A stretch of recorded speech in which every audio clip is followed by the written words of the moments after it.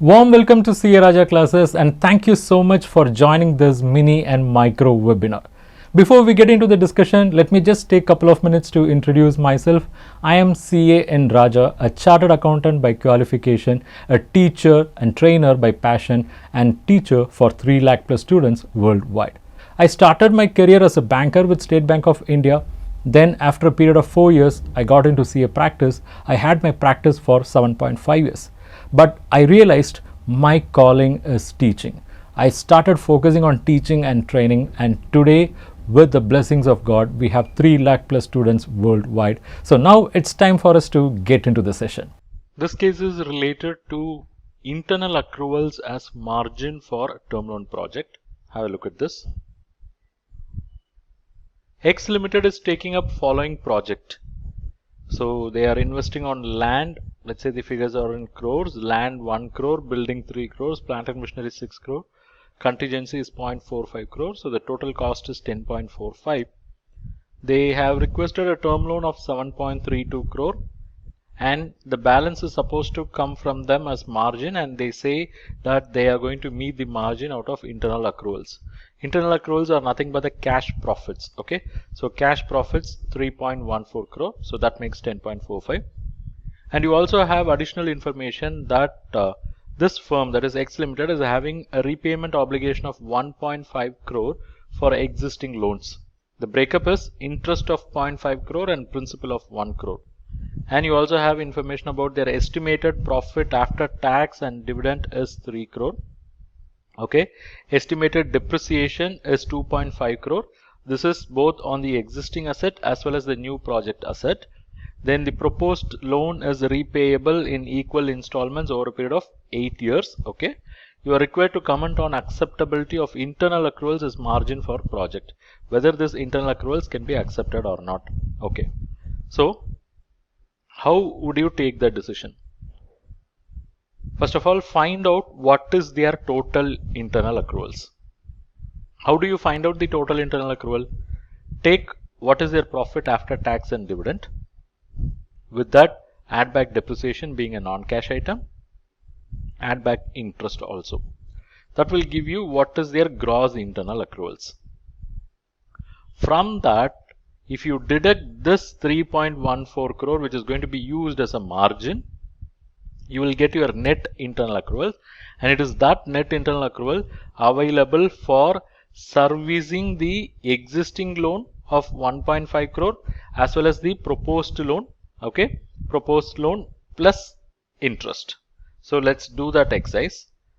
Look at this computation of internal accrual. We are given what is profit after tax and dividend, 3 crore. So we had that information here.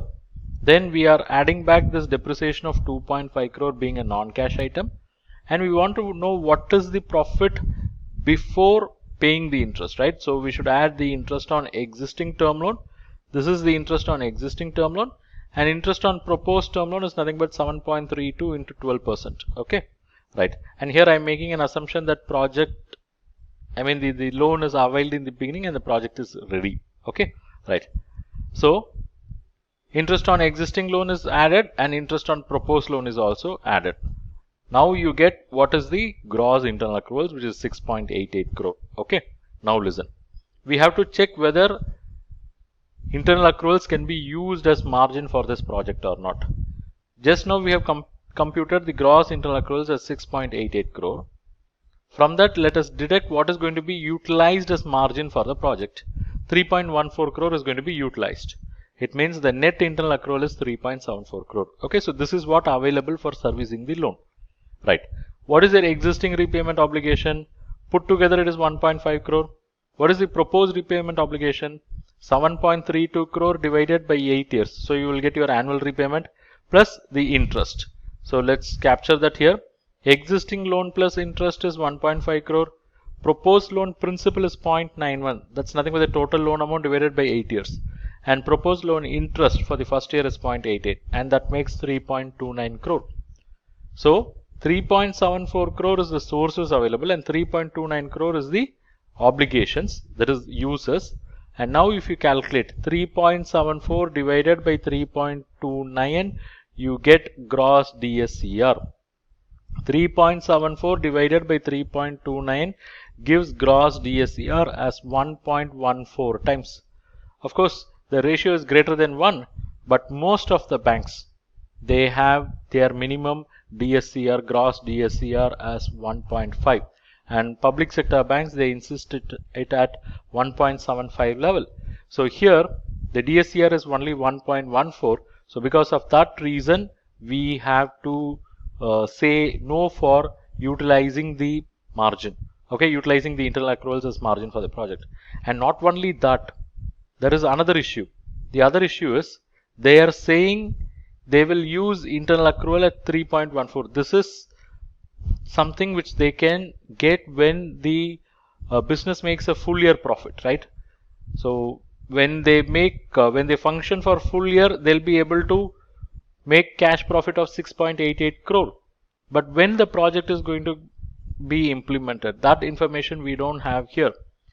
Okay, so if I say the project is implemented somewhere in the mid, then there will be corresponding changes. Probably we'll work out that also. With some modification, I'll take up this. I have taken the case here, same information, but there are two additional things.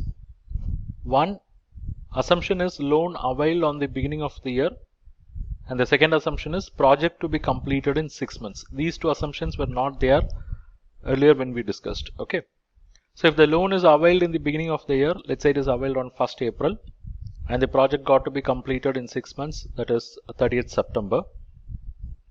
In that case, we have to look at it more with reference to that first 6 months period, how they will manage the margins.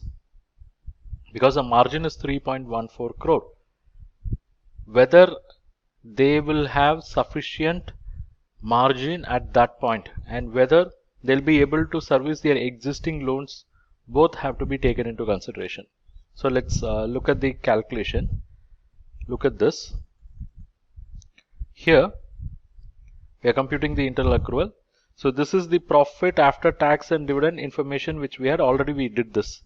Then we added depreciation, we added interest on existing term loan, we added interest on proposed term loan. So this gave annual figure of 6.44 crore. This 6.44 crore is the annual cash accrual. Okay, but we are more concerned about the first 6 months period when the project is implemented, how they will manage the margin, how they will service their existing loans. Look at this.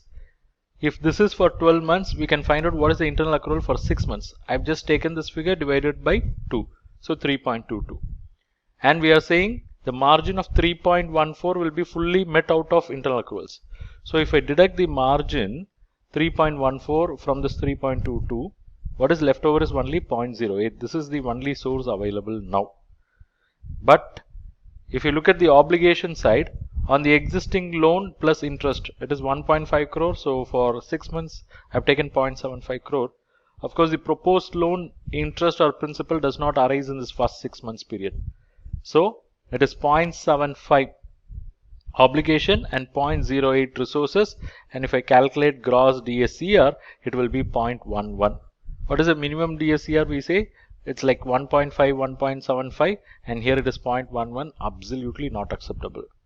Okay, some of you might still have doubt like why I'm considering this, because the first 6 months period where there is no interest on proposed term loan. Okay, I agree with you. If that is the case, in case if I remove this, okay, if I delete this, let's see what happens.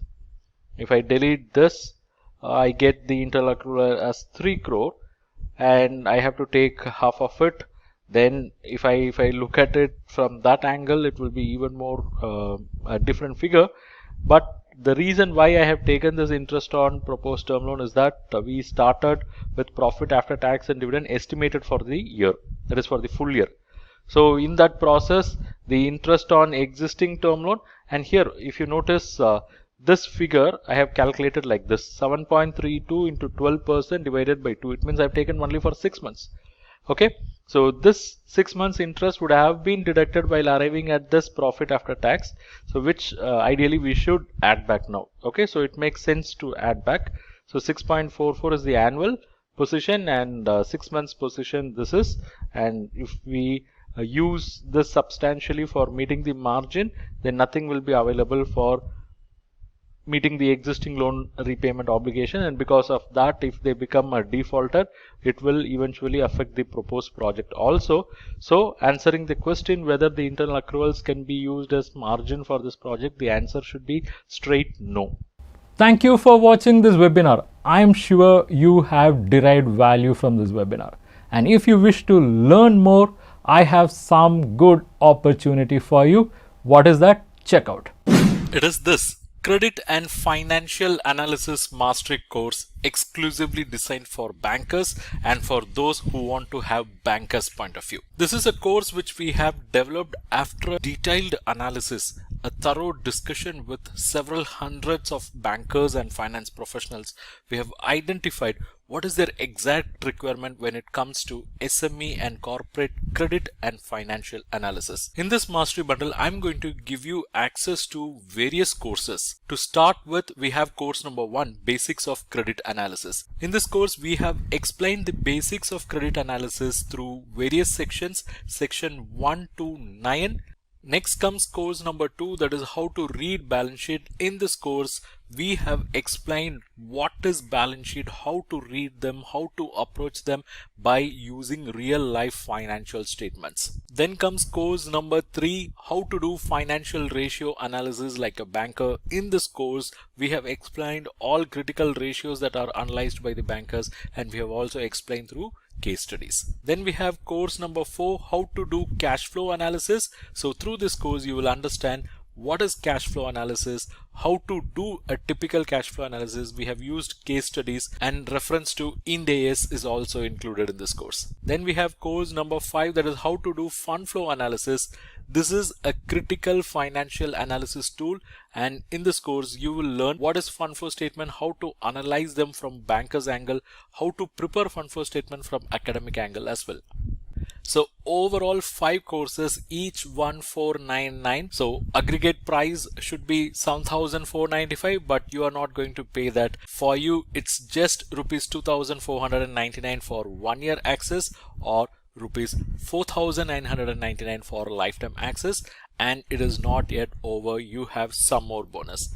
Bonus is course number 6, how to carry out credit risk rating for non-trading entities. These are all the topics covered in this course. Then course number 7, it is how to carry out credit risk rating for trading entities. Not yet over. You also have access to course number 8, that is how to prepare CMA report for bank loans. It's a comprehensive course which will run for 8 plus 5 hours, and you will learn entire CMA report preparation process. And course number 9, how to prepare cash budget for bank loans. Course number 10, how to assess fund-based working capital. So in this course, you will understand what is working capital, what are working capital credit facilities, and how to assess them, what are the key ratios that are related to working capital, and what are the additional key analysis that will be done by bankers on working capital matters. You will get a comprehensive understanding of cash credit, export finance, and there are certain on-demand videos as well.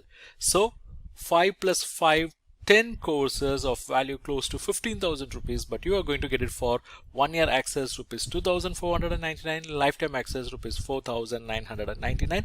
Not yet over. You are going to get access to the 11th course, how to assess non-fund based credit facility. So in this course, you will learn about letter of credit, bank guarantee, its assessment as well. Then comes course number 12, how to do term loan appraisal and assessment, because it's a complex process with a lot many technicalities. So this course covers all in detail. And course number 13, basic elements of loan proposal. So how a typical loan proposal will be, what are the basic elements that are covered in this course. And we have course number 14, case study on credit analysis, various case studies based on practical experience and discussion with various bankers and finance professionals are included in this course. And course number 15, this is about collateral securities, where you get knowledge about collateral securities. So overall, it's 15 courses of value close to 22,485. It's 1,000 plus lectures. You can subscribe for 1 year access or lifetime access as you wish. These are all pre-recorded courses, so you can access them anytime as per your convenience. You can access them in mobile app or desktop, and for you the price is not 22,485, it is rather $2,499 for 1 year access or $4,999 for lifetime access. You can check the link in description where without using any discount coupon code you can enroll at this discounted price because it's a discount applied link. And not yet over, you're also eligible for some more bonus. The bonus is access to various ebooks and e-resources. You are going to get access to various financial ratios ebooks, financial management related ebooks. You will get access to financial analysis related ebooks, credit analysis ebooks. Not yet over, you will also get access to other resources like test series, templates, audiobooks, video books, career guidance material, and a bonus resource. Check the link in description and enroll now.